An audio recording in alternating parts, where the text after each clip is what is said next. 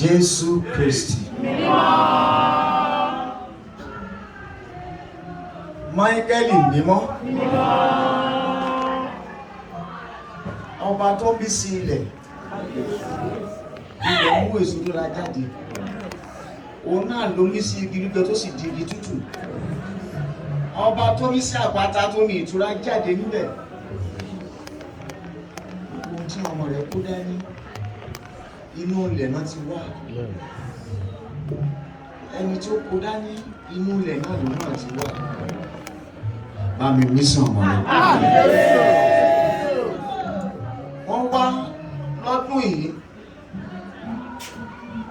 láti wá bá ẹ ṣòwò. Kò sí ẹni tó ń bọ́ lọ́hùn ṣòwò tó ń pàdánù.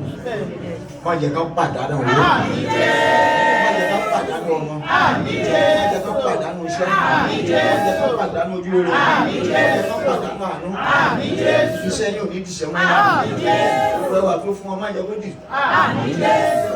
Ìjẹ́ ó kéré tán má jẹ́ kó gbọ́nú lé wọn. Ọmọ tó fún wọn bá mi dá wọn sí. Má jẹ́ kó fojú sunkún wọn. Má jẹ́ kó fara gbà ìwọ. Ọmọ àrídùnnú ni kó ṣe fún wọn. Gbogbo gẹ́gẹ́ bí Hánà lọ́jọ́ tí òye tó ń wojú rẹ̀. Hánà lọ sí Ṣílò. Ó padà wá pẹ̀lú ẹ̀mí tó dára. Lẹ́nìí ẹ̀mí lọ lọ́wọ́ òfò. Mo lẹ́yìn lọ lọ́wọ́ òfò. Ẹ̀mí lọ lọ́wọ́ òfò. Gbé omi dání. Omi ni àkọ́dá ayé.